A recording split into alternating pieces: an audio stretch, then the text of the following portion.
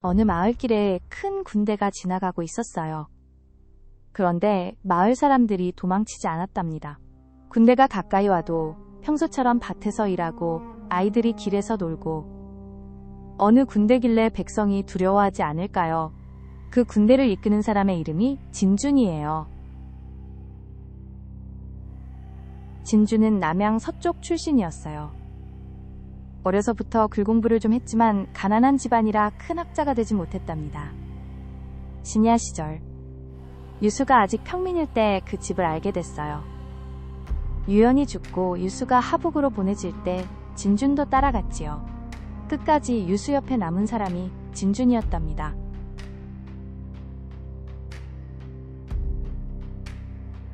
진준은 무관이지만 어려서 한 글공부의 흔적이 몸에 남아 있었어요.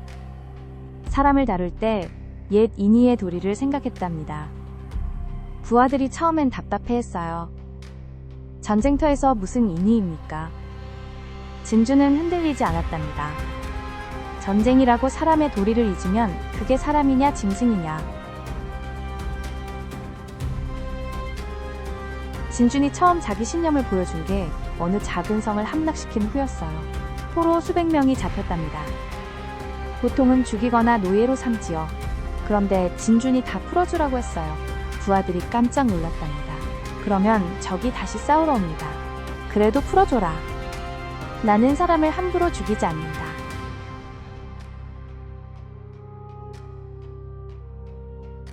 풀어준 포로들이 자기 진영으로 돌아가 진준 얘기를 했답니다. 그 장수는 우리를 죽이지 않았다. 그 소문이 퍼지자 진준이 다음 성을 칠 때 적군이 싸우지 않고 항복했답니다. 그 한마디로 한 성이 무너진 거예요. 칼 한 번 휘두르지 않고. 부하들이 그제야 알았답니다. 장군의 인덕이 1000명의 군사보다 강하구나.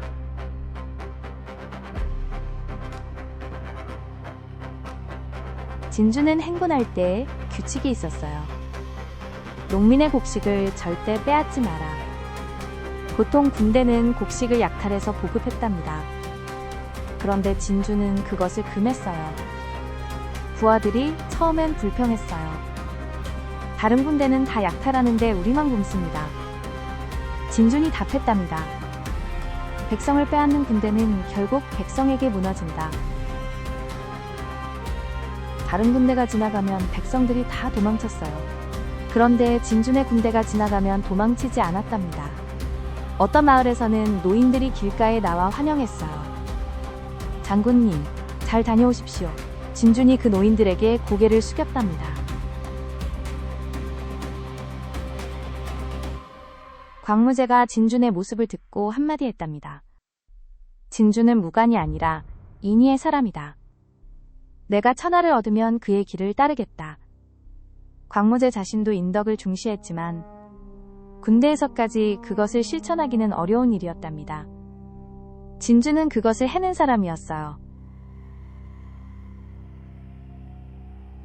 어느 큰 전투에서 진준이 적장 1명을 잡았어요.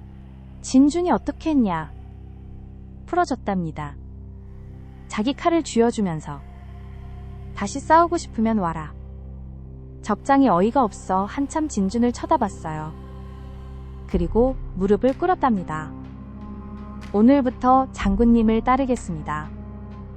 진준은 사람을 검으로 굴복시키지 않고 마음으로 굴복시켰답니다.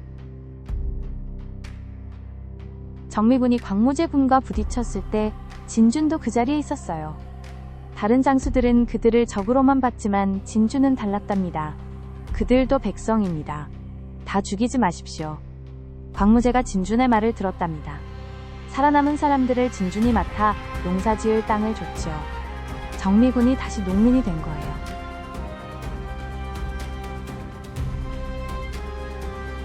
진준이 토벌한 지역에서는 농지가 회복됐어요. 전쟁으로 황폐해진 땅에 농민들을 정착시키고 분량을 풀어 종자를 나눠주고 군사들에게 농사를 가르쳐 백성을 돕게 했답니다.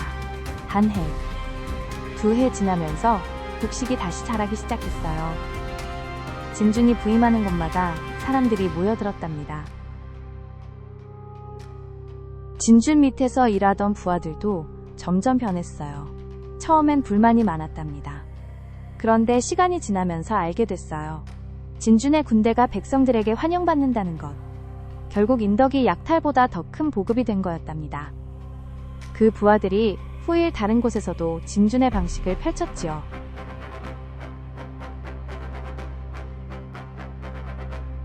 광무제가 동방을 평정할 때 진준에게 맡겼답니다.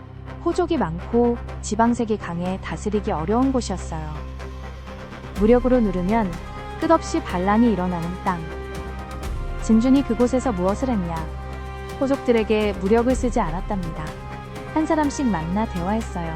그들의 사정을 듣고 광무제와의 사이를 중재했답니다. 동방이 그렇게 평정됐어요. 칼 한 번 안 쓰고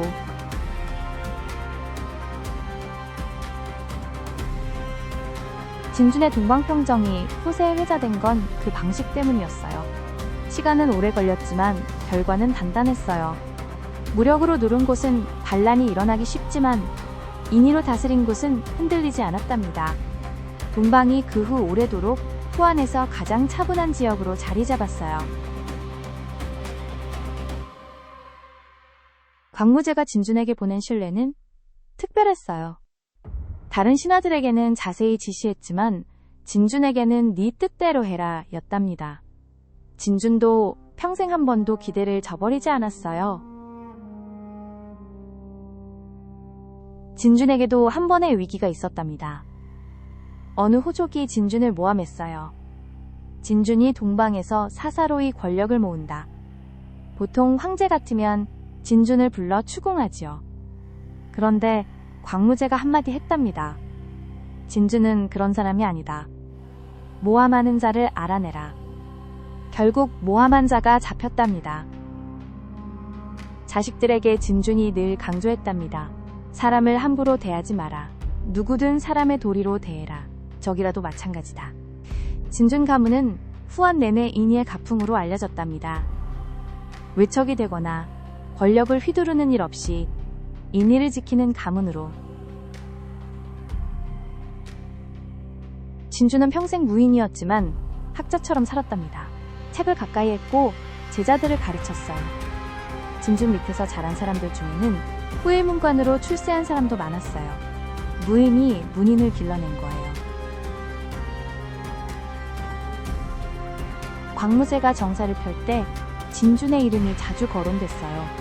진준이라면 이 일을 어떻게 풀겠나.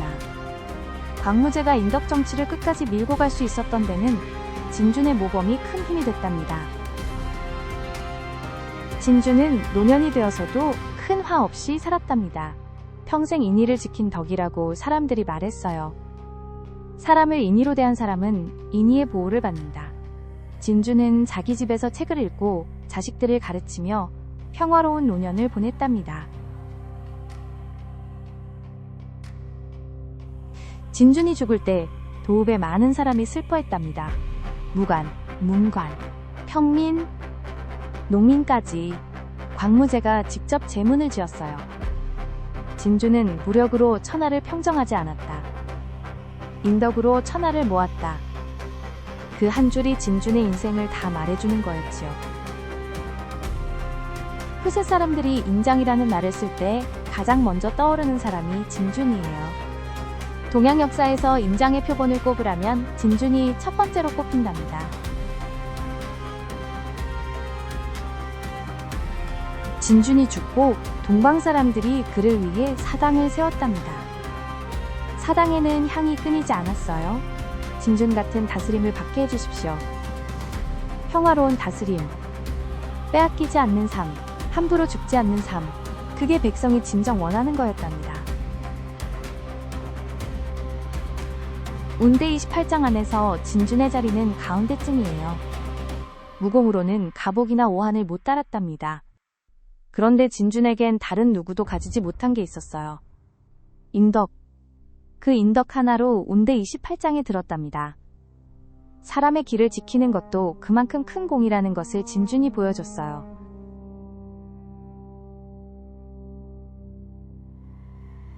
사람이 신이 되는 데는 여러 길이 있어요. 진준은 인의로 신이 됐답니다. 가장 어렵고 가장 드문 길이지요. 무력의 시대에 인덕을 지킨다는 것. 거의 불가능한 일이었는데 진주는 그것을 평생 했답니다. 운대 28장의 진준. 무인이지만 인의의 사람. 백성에게 환영받은 군대를 이끈 장수. 그가 신격화된 건 칼의 힘 때문이 아니에요. 사람을 사람으로 대한 그 한 가지 마음 때문이었답니다. 그 작은 인덕이 쌓이면 신이 되는 거예요.